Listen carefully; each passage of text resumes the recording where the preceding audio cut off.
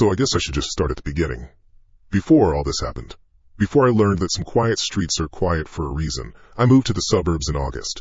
It was a conscious choice, a deliberate escape. For 5 years, I'd been living in a shoebox apartment downtown. The kind of place where the walls are so thin, you learn your neighbor's entire life stories through muffled arguments and late-night TV. The city had a pulse, everyone said so, but for me, that pulse had started to feel like a chronic pounding headache. The constant sirens, the smell of hot garbage in the summer, the feeling of being just one face in a million-strong crowd. I was just so done with it. I craved peace. I craved a patch of grass that was actually mine, even if I was just renting it. The house I found was perfect. Modest, a bit dated, but clean. It sat on a street called Maple Lane, and honestly, the name was a big part of the appeal. It was exactly what it sounded like, a quiet lane, lined with big old maple trees that formed a green canopy overhead. The houses were spaced out just enough that you could be friendly with your neighbors without having to hear them flush their toilets. It was the kind of neighborhood where people waved as they got their mail and kids left their bikes on the front lawn overnight. It felt safe. That was the most important word, safe. My favorite part of the house right from the start was the backyard.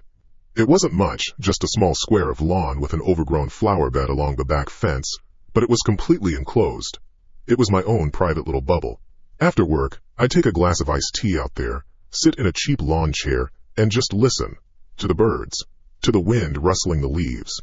It was my sanctuary, the one place where the noise of my old life couldn't reach me. I felt invisible there, in the best possible way. This little house, this little garden, this was my fortress.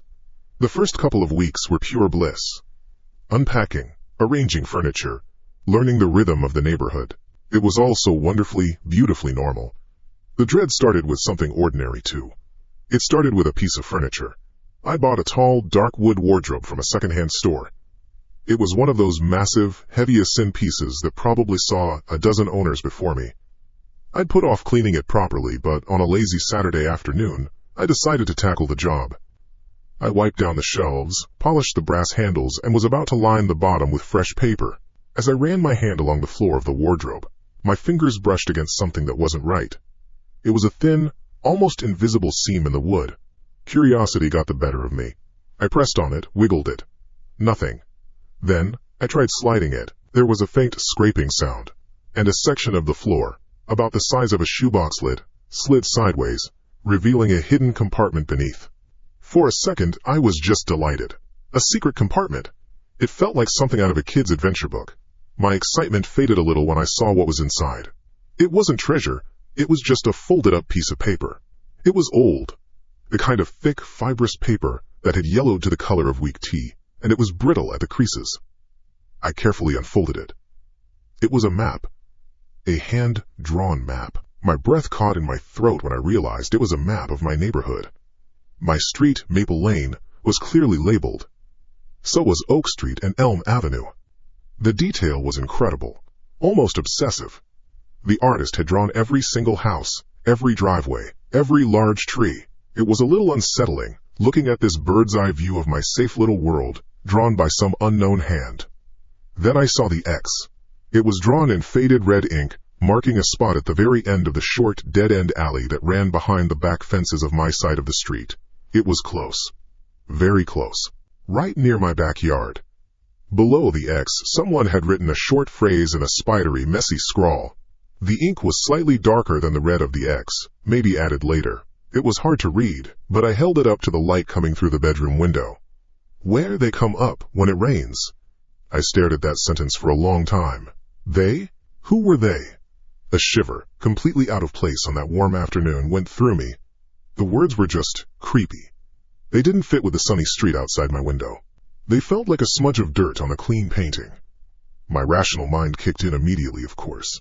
It had to be from a kid. Some elaborate game of make-believe. Kids love drawing maps, love inventing monsters and secret worlds.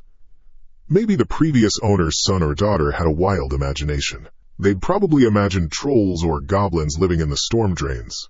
Yes, that had to be it. It was the only explanation that made any sense. Or maybe, I thought, the previous owner was just an eccentric old person with a weird sense of humor, planting a little spooky artifact for the next tenant to find. A harmless prank. I tried to laugh it off. It was just a silly drawing on a piece of old paper. Still, I couldn't bring myself to throw it away. There was something about the sheer detail of the map, the deliberate placement of that red X, that felt intentional. Too intentional for a simple kid's game. It was as if whoever drew it really truly believed what they had written. I carefully folded it back along its original creases and put it back in the hidden compartment. I slid the wooden panel back into place, hearing the soft thud as it settled. Out of sight, out of mind.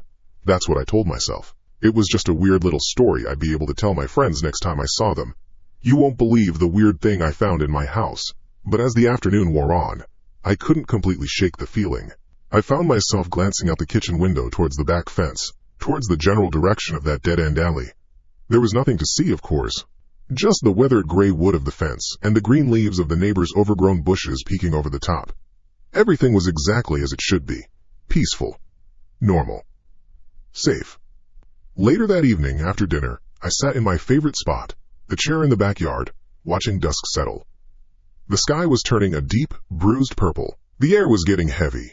Humid. A storm was rolling in. I finished my tea and went inside, locking the back door, securing my fortress for the night. I went through my usual routine, brushed my teeth, changed into my pajamas, checked my phone one last time. I felt content. I felt like I had finally found my place. And then I heard it. It wasn't loud, just a low, distant rumble of thunder that vibrated faintly through the floorboards. The first note of the coming storm. And my eyes, for no reason at all, went straight to the old, dark wardrobe standing silently in the corner of my bedroom. My mind flashed to the yellowed paper hidden inside it, to the messy, spidery words. When it rains, a chill, a really deep, unpleasant chill that had nothing to do with the changing weather, crawled right up my spine. And for the first time since I'd moved in, my little house didn't feel quite so safe anymore. That low rumble of thunder wasn't a one-off thing. It was an announcement. Within 10 minutes, the sky opened up. At first, it was kind of nice. Cozy, even. The thing about thunderstorms in a new house is that they make you feel like you've established a real perimeter. The rain drumming on the roof and tapping against the window panes wasn't a threat. It was a shield. It was the sound of my little fortress being properly christened, sealing me off from the rest of the world. I made a cup of chamomile tea, curled up on the sofa with a book, and felt that deep, satisfying contentment I'd moved here for. This was it. This was the peace I had craved. But the storm wasn't a passing shower. It grew. The gentle tapping on the glass became a frantic, angry drumming, and then a steady, hard roar, as if someone was aiming a fire hose at the entire house. The wind started to howl, a low, mournful sound that made the old window frames creak. The cozy feeling started to evaporate, replaced by a sense of isolation that wasn't comforting anymore. It was absolute. The noise was so total, so overwhelming, it felt like my house had been scooped up and dropped in the middle of a dark, violent ocean. The world outside Maple Lane, outside my quiet little neighborhood, had ceased to exist. And that's when my brain, the traitorous, stupid part of my brain, made the connection. The thunder, the rain, the wardrobe, the map, where they come up when it rains. It was such a stupid thought. So childish. I told myself to stop. I literally said it out loud, into the empty living room. Stop it, An. You're being an idiot. I took a sip of my tea, which was now lukewarm. I tried to focus on the page in front of me, but the words were just black squiggles. The roaring of the rain was all I could hear, and behind that roar, the words from the map were whispering. My rational brain, the part of me that pays bills and remembers to buy milk, was fighting a losing battle. It's just a coincidence, it argued. Storms happen. It's August. That map is a kid's spooky fantasy from 30 years ago. Go to bed. But the other part of me, the ancient, primal part that's scared of the dark, was already standing up. It was walking me, against my will, towards the back of the house. Towards the kitchen. Towards the window over the sink that looked out into my little garden sanctuary. I stood there for a moment, my hand on the counter, just listening to the storm. The sound was even louder back here. It was a solid wall of noise. I told myself there was nothing to see. It was pitch black, the rain was coming down in sheets, and even if I could see anything, what would there be? A perfectly normal, if very wet, backyard. But I had to look. I just had to. I leaned over the sink, my face close to the cool glass. The window was streaked with so much water, it was like looking through a warped lens. The neighbor's security light, usually a bright, reassuring beacon, was just a fuzzy, diffused glow in the deluge. I wiped a small circle of condensation from the pane with my sleeve and pressed my face against it, trying to peer into the darkness. My yard was a black, churning mess. The wind was whipping the overgrown bushes along the back fence into a frenzy. For a few long seconds I saw exactly what I expected to see. Nothing. Just wind and rain and darkness. I felt a wave of relief, followed immediately by a flush of embarrassment. Standing in my kitchen in the middle of a thunderstorm, peering out the window like a frightened child because of a silly drawing, I was about to turn away to go lock myself in my bedroom and put on some loud music until I fell asleep. That's when the lightning came. It wasn't a flicker. It was a huge, brilliant fork that lit up the entire sky for a solid 2 or 3 seconds. The whole world outside my window turned a stark, overexposed white. And in that silent, frozen moment of unnatural daylight, I saw it. The X on the map wasn't in my yard. It was just beyond it, in the dead-end alleyway behind the fence. And right where that X was, there was an old, round, metal manhole cover, dark and slick with rain. I'd seen it before when taking the trash out, never paid it any mind. But in that flash of lightning, I saw it with perfect, stomach-dropping clarity. It had moved. It wasn't a huge movement. Not at all. It was just off. It was tilted. Just slightly, at an angle. A thin, black crescent of a gap, a sliver of pure darkness, had opened up along one edge. It looked like someone had tried to pry it up from underneath and had only partially succeeded. The thunder that followed was so loud it shook the house, rattling the dishes in the rack next to me. My heart was hammering against my ribs, a frantic counter-rhythm to the storm. My logical brain was sputtering, trying to come up with an explanation. The water pressure from the storm drains. It must have been the pressure, building up from beneath. It just shifted the cover a little. It's normal. It's physics. But the other part of me knew better. The other part of me had seen that sliver of perfect, unnatural blackness, and understood that it was an opening.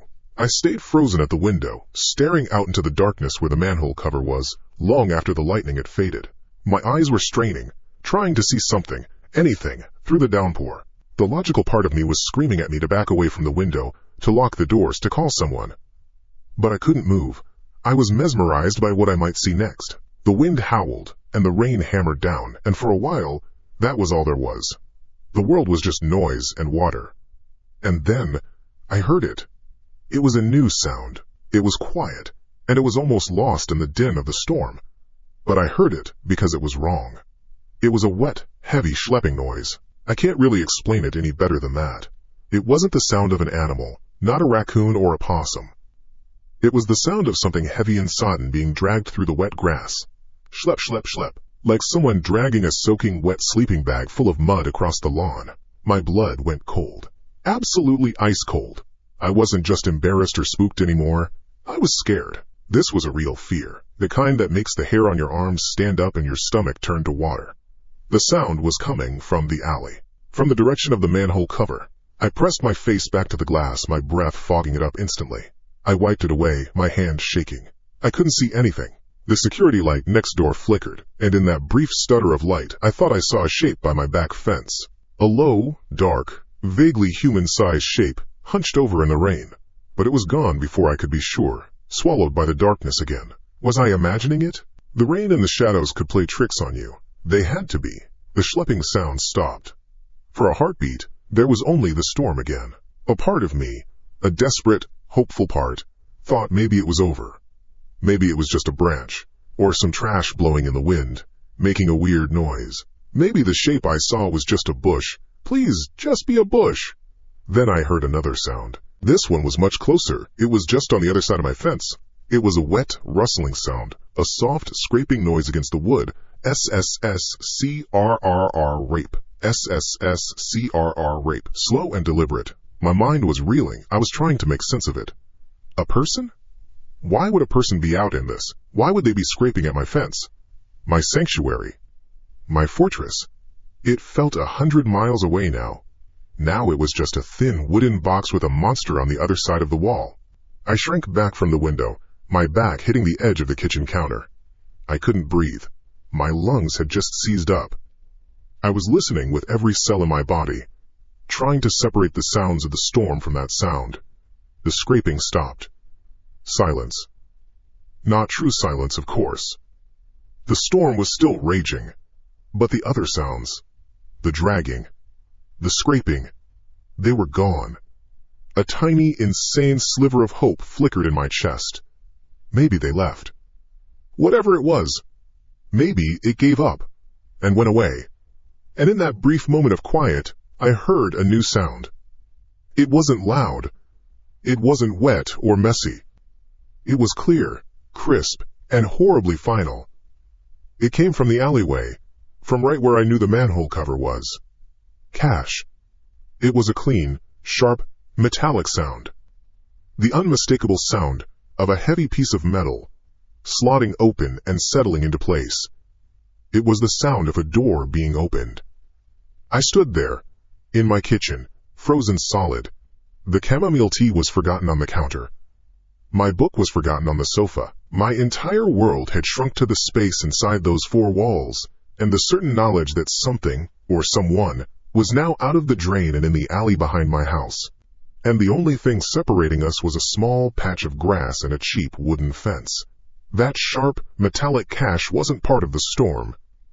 The storm was a roar, a wild, organic chaos of wind and water. This sound was different. It was precise. It was man-made.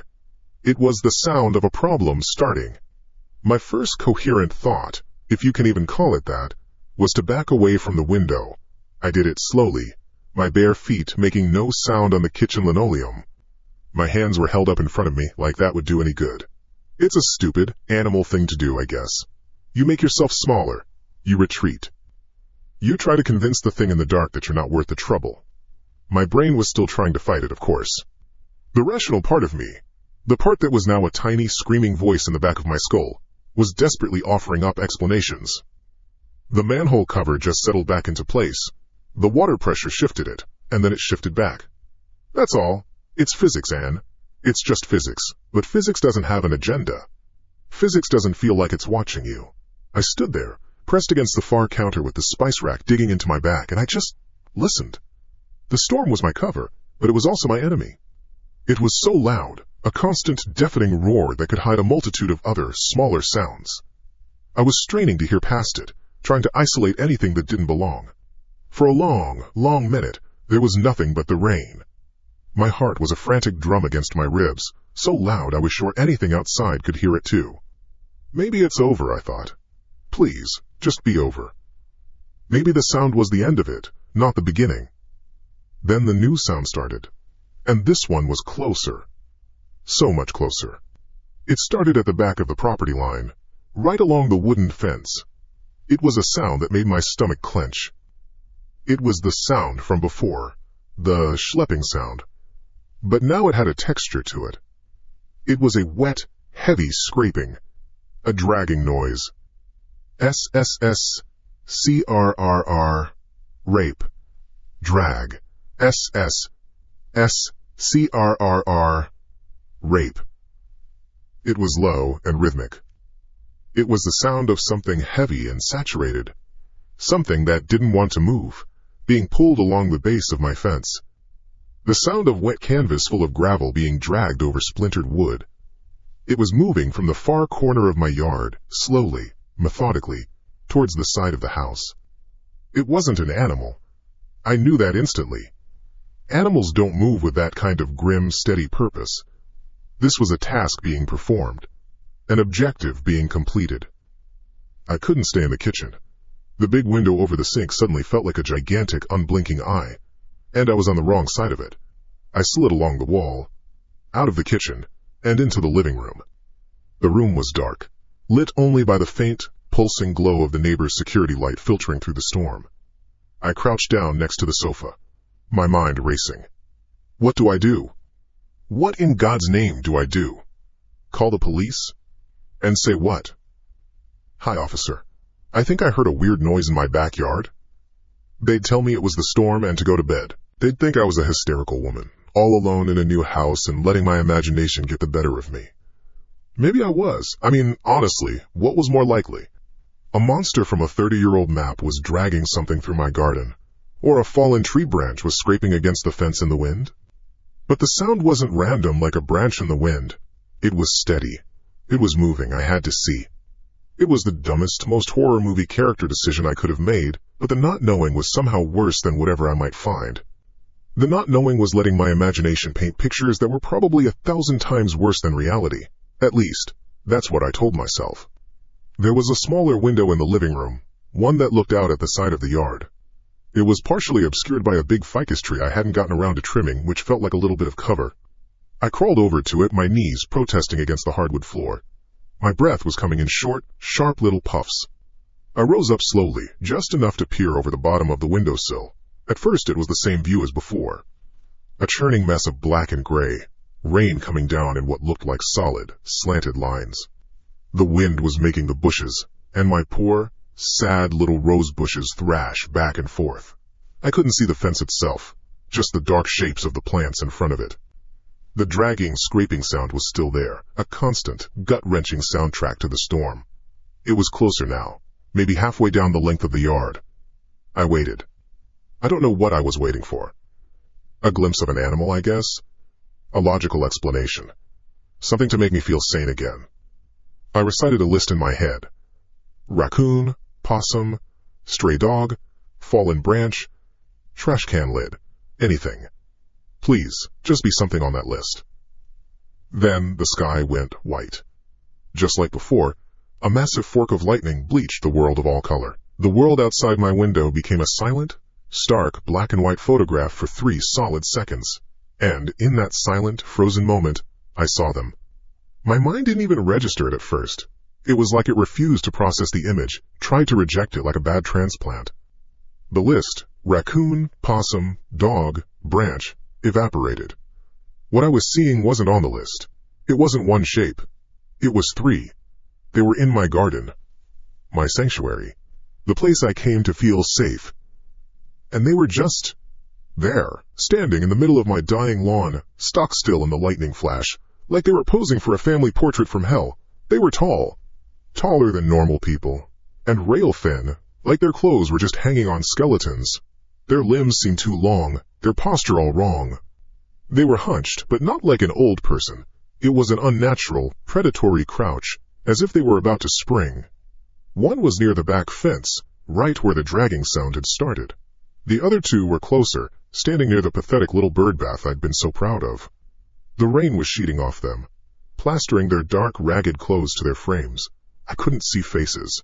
Thank God I couldn't see faces. It was just smooth, pale ovals in the impossibly bright light. No features. Just blankness. The most disturbing thing was their stillness. In a world of violent motion, the wind, the rain, the thrashing trees, they were perfectly, utterly still. Statues carved from nightmare. Then the thunder crashed, a deafening boom that felt like it was inside my own head, and the world plunged back into darkness. I didn't scream. The sound was trapped in my throat, a solid lump of pure terror. I just fell. My legs gave out, and I slid down the wall, landing hard on the floor. My hand flew to my mouth to stifle the noise that was trying to claw its way out. They were in my yard. Not in the alley. Not behind the fence. In my yard. The map was real. The X was real. The words, where they come up when it rains, were real. This wasn't a prank. This wasn't a child's fantasy. This was happening. I stayed there on the floor, crouched in the dark, for what felt like an eternity. I was trying to make my breathing silent.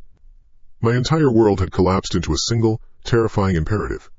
Don't let them know you're here. Don't let them know you see them. The dragging sound had stopped. Everything had stopped. There was only the rain. What were they doing? Why were they just standing there? The image was burned into my retinas. The 3 long, terrible shapes.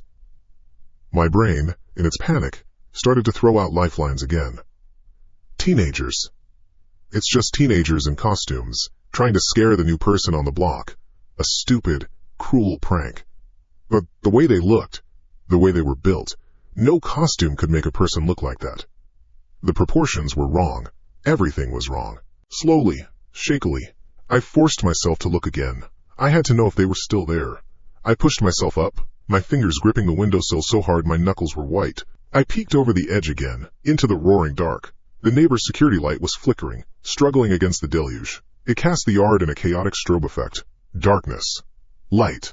Darkness. Light. On one of the flashes of light I saw movement. It wasn't one of them, it was all three. They were moving from the center of the lawn towards the back of my house. But they weren't walking. They weren't running. They were flowing. Moving with a jerky, impossibly fast gait that was both fluid and disjointed, like a film reel where some of the frames had been cut out. They covered 10 feet of ground in a blink, then stopped, then another 10 feet. It was the most unnatural thing I have ever seen. I watched, mesmerized and horrified, as two of them melted into the deeper shadows right up against the back wall of the house, disappearing completely from my line of sight. They were somewhere near the kitchen. My kitchen. The third one stopped. It stopped right in the middle of the path leading to the back door. It was maybe 20 feet from the living room window where I was crouched. And in the next strobe of the security light, it did something that shattered the last bit of my composure. It turned its head. A slow, deliberate, mechanical-feeling turn. The blank, featureless oval that served as its face tilted and aimed directly at my window. Directly at me. It knew. It knew I was there. It knew I was watching. That was it. The spell of horrified paralysis was broken, replaced by a surge of pure, animal adrenaline. I wasn't an observer anymore. I was prey. I scrambled backwards on all fours, crab-walking away from the window until my back hit the sofa. The front of my brain took over again, the part that understands locks and doors and safety. Lock the doors. Check the locks. I got to my feet, my legs shaking so badly I almost fell over again. I ran, stumbling, through the living room to the back door, the glass sliding door that led to the patio, the one they were probably standing right next to. My hands were slick with sweat as I fumbled with the cheap lock. It was already locked, but I slammed the little metal security bar into its track at the bottom. It made a loud thunk that echoed in the small space. A terrible, loud sound that announced my exact location. I didn't care. Then, the front door. I sprinted through the short hallway, my heart trying to beat its way out of my chest. My fingers found the deadbolt on the front door. It was already locked too. I had locked it when I came in hours ago. I twisted it anyway, checking. Locked. Secure. I leaned my forehead against the cool wood of the door, my entire body trembling. I was locked in. Safe. For a second, a single, insane second, I felt a wave of relief. They were outside, I was inside. A simple physical boundary.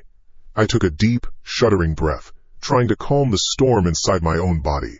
I turned away from the door, my back to it, facing the darkened hallway that led back to the living room. My plan was to go to my bedroom, lock that door too, and hide in the closet with my phone to call 911. It was in that exact moment, as I took my first step away from the relative safety of the front door, that it happened. Click! It was a small, quiet sound from the fuse box in the hall closet. It was immediately followed by absolute and total darkness. The neighbor's security light, the faint glow from the street, every single light inside my house, gone. The world vanished, plunging me into a thick, suffocating blackness. The roar of the storm seemed to get 10 times louder, as if to fill the new void. But underneath it, a new sound emerged. The sound of my own ragged breathing and the frantic, hammering pulse in my ears. I was blind. I was alone. And they were just on the other side of the wall. The silence that the blackout left behind wasn't silence at all. It was a vacuum. The roar of the storm, which had been a constant background drone, rushed in to fill it, suddenly deafening, intimate. It was no longer just outside. It felt like it was inside the house with me, inside my head. And under the roar, I could hear the two most terrifying sounds in the world, the frantic, bird-like flutter of my own heart, and the ragged, shallow gasps of my own breathing. I was blind. Utterly, completely blind. The kind of blackness you can feel, thick and heavy like velvet. My first thought was a single, primal word. Phone. My phone was my light, my connection, my lifeline. Where was it? My brain, which felt like a bag of startled cats, tried to retrace my steps. I'd had it in the kitchen, then the living room, when I'd crouched by the window. Did I drop it when I fell? I started patting the floor around me, my palms slapping against the cool hardwood. Nothing. Just dust bunnies and the cold, hard reality of the floorboards. I pushed myself up, using the sofa as a guide. My hands were shaking so violently it was a joke. I remember thinking, very clearly, you need to stop shaking or you won't be able to work the phone. It was a ridiculous, logical thought in the middle of absolute chaos. I slid my hands along the sofa cushions, feeling for the familiar, cool rectangle of glass and metal. Not there. The end table? I shuffled over, my outstretched hands bumping into it. I swept my palm across the surface. A lamp, a coaster, a book. No phone. My pockets. Of course.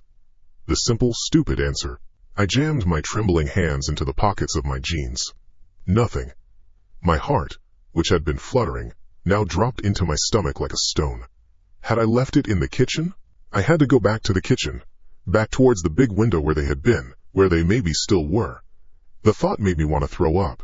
I don't know how to explain what happened next. It wasn't a decision, it was just a thing that happened to me. I started to move, one shuffling foot in front of the other, one hand trailing along the wall like a blind person, which I guess I was. Every creak of the floorboards under my feet was a gunshot in the dark. Every gust of wind rattling the house was one of them testing a weak spot. The hallway felt miles long. That's when I heard the first new sound. It wasn't the storm. It was a scratch.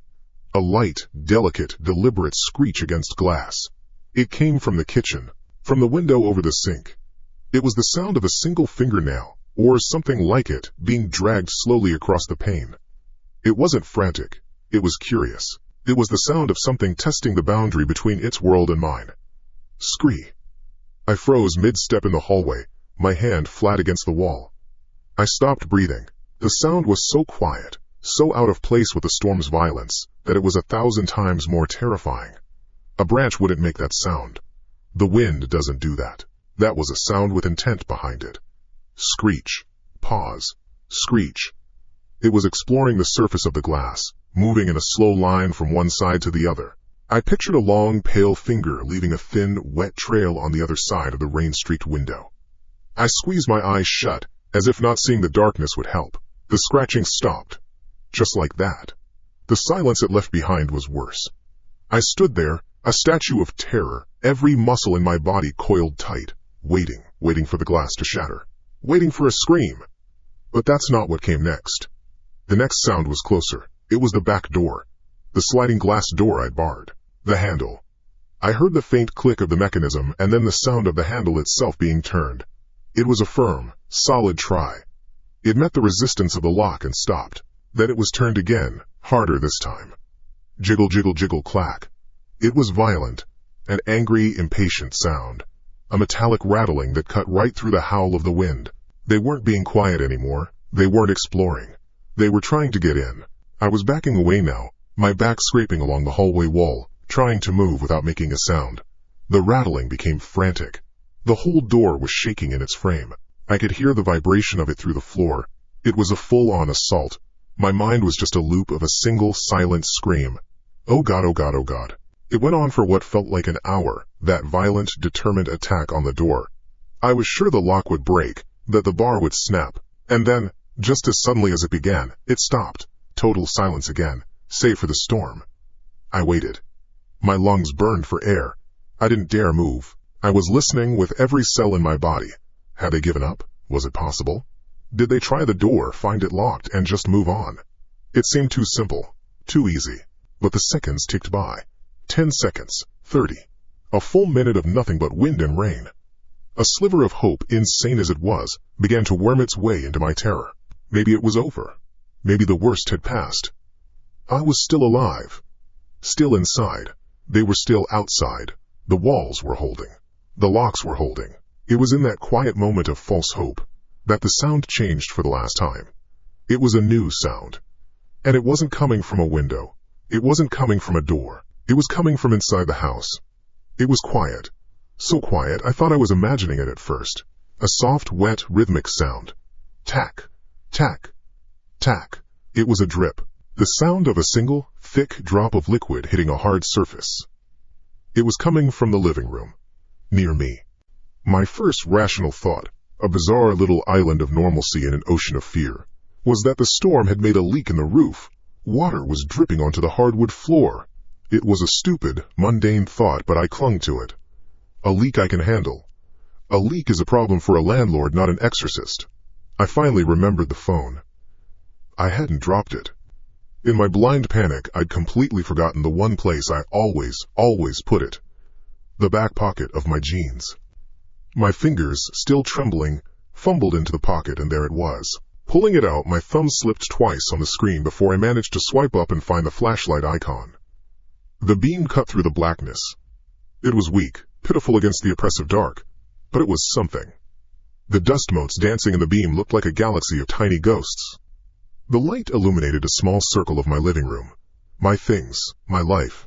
The sofa, the rug, the ficus tree. It all looked alien in the harsh, isolated light.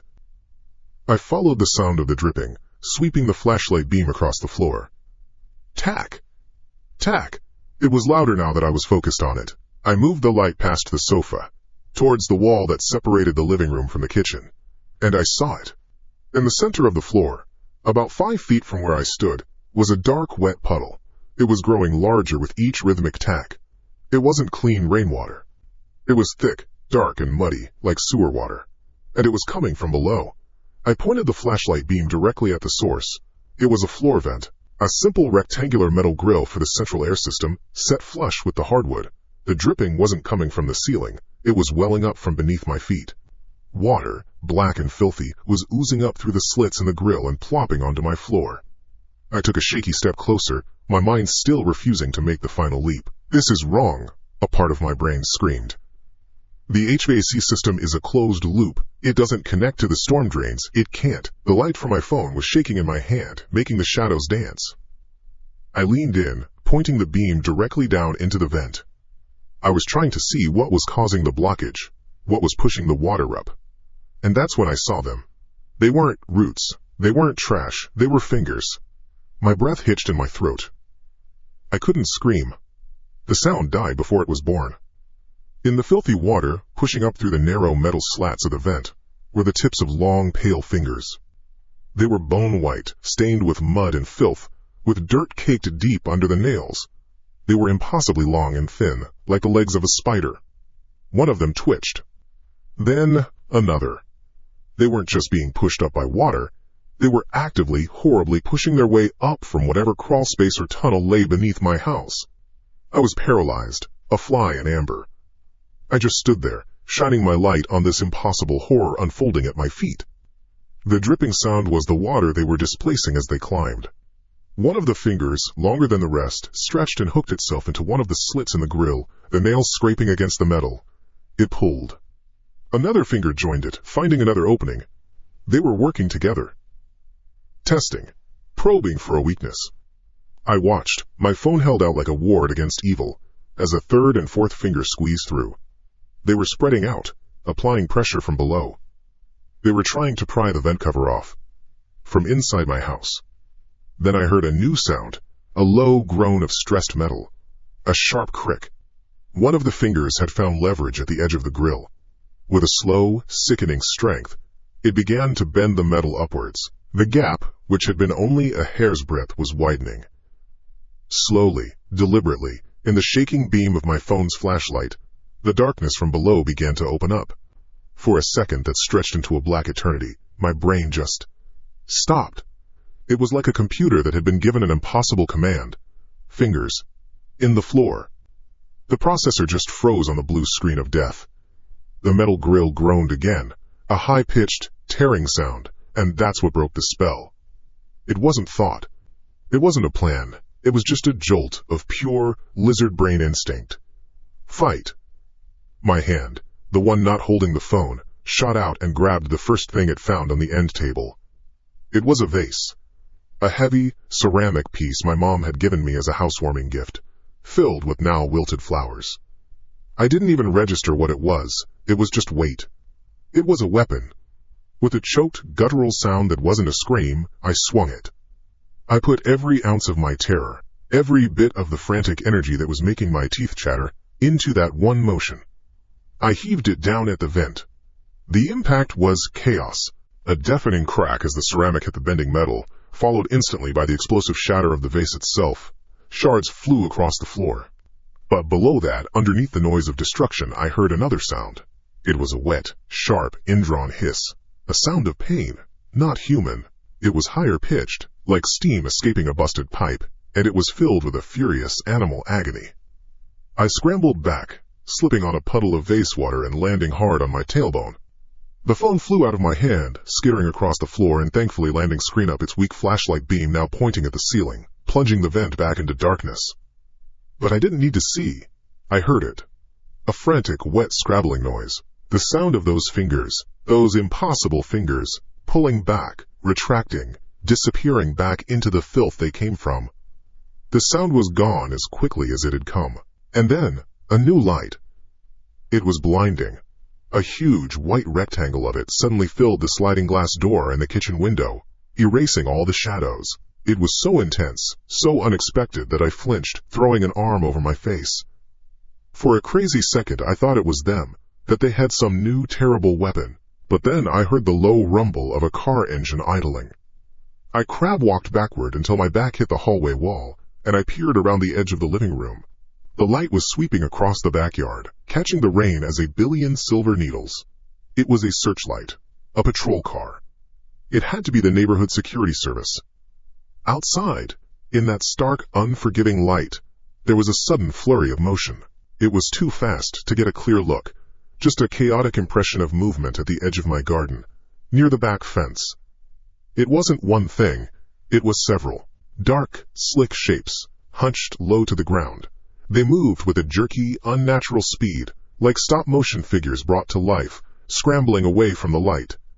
I heard a series of heavy, wet thuds and splashing sounds as they retreated, vanishing back into the deep shadows of the alleyway where the light couldn't reach. They were gone. The light had scared them off. The searchlight swept across the yard one more time and then clicked off, replaced by the familiar red and blue pulse of police lights. Someone must have called. A neighbor, maybe, who heard the vase shatter, or the assault on my back door. The dam of my terror finally broke. A sob tore its way out of my chest, ragged and ugly. I was still on the floor, shaking so hard my vision blurred. I fumbled for my phone, my fingers slipping on the screen. I finally managed to dial 911, my voice a pathetic, quavering whisper. I don't even remember what I said. Just a jumble of words. My house. They were inside. Under the floor? I didn't wait for them to knock. I scrambled to my feet, my legs like jelly, and ran. I didn't run to the front door to let them in. I ran to my bedroom, slammed the door, and locked it. I shoved my flimsy little dresser in front of it, my breath coming in huge, panicked gulps. I wedged myself into the corner between the bed and the wall, drawing my knees to my chest, and just waited, listening to the pounding of my own heart. The knocking on the front door came a few minutes later, firm and loud. Police department. Ma'am, are you in there? It took me a full minute to convince my legs to work. I undid the lock, my hands trembling, and staggered out of the bedroom. The house felt huge and empty and violated. I stumbled to the front door and opened it to find 2 police officers and a security guard in a different uniform. The rain had softened to a drizzle, and the air was cold and clean. Ma'am, are you okay? We got a call from your neighbor about a disturbance, the older of the 2 officers said. He had a kind, tired face. His partner was younger, more rigid, his eyes scanning the interior of my house professionally. They were in my house, I stammered, pointing a shaking finger towards the living room. They tried the back door, and then they came up through the floor. The words sounded insane as soon as they left my mouth. I could see it in their eyes. The younger officer's expression tightened with a kind of professional skepticism. The older one just kept his face neutral. Okay, ma'am, the older cop said gently. Let's just take a look. You stay here with my partner. He and the security guard walked carefully into the living room. I could see the beams of their powerful flashlights cutting through the gloom. I stood by the door with the younger cop, who was trying to ask me questions I couldn't answer. What did they look like? How many? Did they say anything? I just shook my head, unable to speak. All I could see was those fingers. Frank, you gotta see this, the older officer called from the living room. We walked in. Their lights were all converged on one spot, the scene of the crime. There was the dark, muddy puddle of sewer water on my hardwood floor. The broken shards of my mother's vase were everywhere, glittering in the flashlight beams.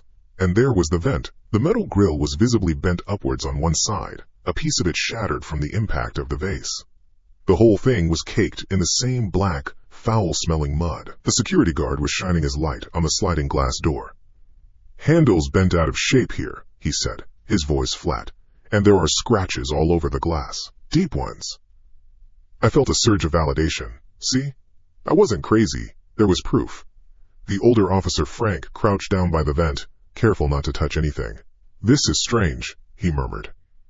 He shined his light into the dark opening. "We've had calls all night about the storm drains overflowing. Possible it could have forced a pressure backup through the ductwork." "What about the door? The scratches?" I asked, my voice still shaky. The younger cop spoke up. "Ma'am, on a night like this, it's not unusual for us to get calls about attempted break-ins. Someone sees a dark house, thinks it's an easy target. Or it could just be an animal. A big raccoon or even a coyote trying to get out of the storm can get desperate. They can do a lot of damage." I stared at him. An animal? A raccoon? Did a raccoon have long, pale, human-like fingers? Did a raccoon work in a group to pry open a metal vent from below? The explanation was so mundane, so infuriatingly logical, that it made me feel like I was losing my mind. They weren't seeing what I was seeing. They were seeing a puzzle with ordinary pieces. A storm, a puddle, a scratch. I saw a monster. "It wasn't an animal," I said, the words barely a whisper. Officer Frank stood up, his knees cracking. He gave me a sympathetic look. "We'll file a full report, ma'am. Attempted burglary, vandalism. We'll have a forensics unit come by in the morning to check for prints around the door, but with all this rain, I wouldn't get your hopes up." He paused. "Are you going to be okay staying here tonight? You have any family or friends you can call?" The question hung in the air, and the answer hit me with the force of a physical blow. I had no one. Not here. I was completely, utterly alone. The safety I had felt in this house, in this quiet neighborhood, was a fantasy. It had been shattered just as completely as the vase on the floor. "I'll be fine," I lied. They finished up, their radios crackling with other calls from other parts of the town. They were kind, professional, but ultimately, they didn't believe me. Not really. They saw a spooked young woman, alone in a new house on a stormy night. They left, and the security guard promised to make extra patrols past my house for the rest of the night. Then, there was silence. The rain had stopped. The only sound was the slow, rhythmic dripping of water from the shattered vase onto the wooden floor. I stood in the middle of my living room for a long time, surrounded by the evidence that nobody else could properly read. The mud. The scratches. The brokenness of it all. I felt a coldness creep into me that had nothing to do with the night air. It was the chilling certainty that they would be back, and no one would be coming to help me. My eyes fell on the thing I had forgotten in my panic. The map. It was lying on the kitchen counter, where I had tossed it hours ago, crumpled and ignored. It felt like a lifetime ago. I looked from the violated vent on my floor to the piece of paper on the counter. An explanation. Or at least, the beginning of one. My legs moved on their own. I walked over to it, my feet crunching softly on unseen shards of ceramic. My hands were steady now, the adrenaline replaced by a cold, numb resolve. I picked up the map. The paper was old, brittle. I had only half unfolded it before. I thought I had seen all of it. I was wrong. I smoothed it out on the counter. It wasn't just one section. It had been folded over on itself, again and again. As I carefully unfolded the creases, it just kept getting bigger. It wasn't just a hand-drawn map of my neighborhood. It was a sprawling, intricate diagram of the entire town. Every street was there, but underneath them, drawn in a different colored ink, was another, more complex network. A web of lines and tunnels. The storm drains, the sewer system, the guts of the town, laid bare on this yellowed piece of paper, and my house, my little safe house, was just one small point connected to it all. I stared at the horrifying geography of my new home, and a dread far colder and deeper than simple fear began to settle in my bones. I had a terrible feeling I hadn't found a child's drawing. I'd found a monster's blueprint. The silence they left behind was worse than the noise. It was a heavy, thick thing, weighted down with the smell of wet earth and something else, something metallic and foul from deep underground. The air in my living room tasted like a grave. I just stood there for a long time, listening to the drip, drip, drip of water from the ruined vase landing on the hardwood floor. Each drop was like a ticking clock, counting down to what? I didn't know. That was the worst part. The police officer's words echoed in my head.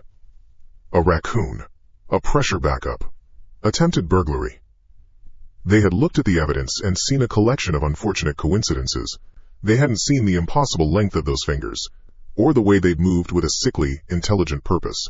They hadn't heard the hiss of alien pain when I shattered the vase on them. They saw a broken vent. I saw a doorway that had been forced open from the other side. I felt a strange kind of calm settle over me. It wasn't peace. It was the calm of absolute, bottomless dread. The kind that comes after the adrenaline is gone, and all you're left with is the cold, hard certainty that your world has fundamentally broken. My life was now divided into two parts. Before the fingers in the floor, and after. My feet, moving on their own, crunched over the invisible shards of ceramic and glass. I walked to the kitchen counter. There it was. The map. Lying there crumpled and forgotten. A relic from what felt like 100 years ago, when I thought it was just a quirky, childish thing. The cops hadn't even looked at it. Why would they? It was just a piece of trash. My hands weren't shaking anymore. They were steady, my movements deliberate. I picked it up. The paper felt ancient, brittle and soft, like old cloth. I looked at the crude drawing of my street, the little hand-drawn houses, the X marking the alley drain behind my property. Where they come up when it rains. The words weren't a child's fantasy anymore. They were a warning. A warning I hadn't understood until it was too late. I smoothed the paper out on the counter, my fingers tracing the creases. And that's when I noticed it. The map I'd been looking at was only one quadrant. The paper had been folded into a tight square, but it was much, much larger. Carefully I began to unfold it. The first fold opened, revealing the neighborhood to the north. Another fold, and the commercial strip on the main road appeared. It just kept going. With each unfolding, the world of the map expanded. It wasn't just my neighborhood. It was the entire town. Eastwood. All of it. Laid out in faded ink. The library, the high school, the old town square. Every street I'd driven down, every corner I'd turned. It was all there. But there was something else. Underneath the familiar grid of streets, there was another network. A second layer, drawn in a thinner, spidery script of blue ink. A complex web of intersecting and branching lines that snaked beneath the town like a cursed root system. Tunnels. Passageways. I followed one line with my finger. It started at a storm drain by the park, ran beneath Elm Street, and connected to a larger artery that flowed down towards the river. These were the town's guts. The storm drains, the sewer lines, the maintenance tunnels. A hidden geography right beneath our feet. This wasn't a kid's drawing. This was a schematic. A blueprint. My heart, which had been beating with a slow, cold rhythm, started to pick up speed. My eyes scanned the sprawling diagram. And I saw them. The red X's. There wasn't just one. God, there were dozens of them. Maybe more. They were scattered all over the map, little bloody scars on the paper. Each one was positioned precisely over an access point to the blue-inked network below. A sewer grate and a mall parking lot. A drainage culvert out by the interstate. A manhole cover in the middle of a quiet cul-de-sac on the other side of town. Each X was another door. I leaned in closer, my breath fogging the old paper. Next to some of the marks there was writing. Faint. Penciled-in notes. In different kinds of handwriting. It was names. And dates. Jimmy A. October 98. Next to a drainage ditch behind the high school football field. Mrs. Gable. May 04. Next to a sewer access point on Chestnut Street. The Howell Kid, August 11, by a storm drain near the public pool. The names were vaguely familiar, like half-forgotten headlines from the local paper. These weren't just names. They were ghosts. These were Eastwood's missing, the tragedies the town whispered about. The high school kid who vanished after football practice. The elderly woman who walked out of her house one afternoon and was never seen again. The little boy who disappeared from a crowded pool on a summer day. Unsolved cases. Tragedies that the police had eventually given up on, filing them away under no foul play suspected. It was all a lie. They weren't just missing, they had been taken. Pulled down from right here. I felt sick. I backed away from the counter, my hand covering my mouth. This map, this thing wasn't just a blueprint. It was a ledger. A hunting ground map. Each X was a successful kill. My house wasn't just a house. It was a designated hunting blind, placed over a known access point. And tonight, the hunters had come. My whole body was shaking again, but this time it was with a dawning, intellectual terror that was so much worse than the raw panic from before. I understood now. It wasn't random. It wasn't a raccoon. It wasn't an opportunistic burglar. It was a system. An old, established system. I forced myself to look back at the map. I had to see it again. My eyes found my own street, my own little rented house. I found the X in the alley. The original one. The one that started it all. I read the shaky, childish scrawl one more time. Where they come up when it rains. But my eyes caught something else. Something I had missed before. Just below that first line of text, there was another note. It wasn't written in the same faded pencil as the names of the missing. It wasn't written in the same looping, immature handwriting as the first warning. This new script was different. It was written in fresh, dark ink. The letters were neat, precise, and chillingly deliberate. It looked like it had been added recently. Very recently. It wasn't a warning. It wasn't a date. It was my name. My full name. Annabelle Carter. The map slipped from my fingers. It fluttered to the floor, landing silently on the puddle of muddy water. My name. Written on the map. Waiting for me. This wasn't a coincidence. They didn't just happen to pick my house tonight. It wasn't a crime of opportunity. It was an appointment. They knew I was here. They knew my name, the safety I thought I'd bought when I signed the lease, the peace I felt in my little garden, the quiet anonymity of this sleepy suburban street. It was all a lie. A carefully constructed stage. And I was the lead actress in a play I didn't even know I was in. The story didn't start tonight when I heard the scratching at the window. It started the day my name was written on that map. My house wasn't a shelter anymore. It was a baited trap. And I had walked right into it, unpacked my boxes, and made myself at home. Then I heard it. A sound that made the blood in my veins turn to ice. It started soft. A gentle, almost hesitant patter against the kitchen window. Tick, tick, tack. I looked up, my eyes wide with a horror that was absolute and complete. On the glass, a single drop of water appeared. Then, another, and another. The rain was starting again. I knew, with a certainty that erased every other thought from my mind, that they would be back. The police wouldn't help. The locks wouldn't hold. The security light had only delayed them. The rain was a dinner bell, and this time they weren't just trying to get in, they were coming for Annabelle Carter.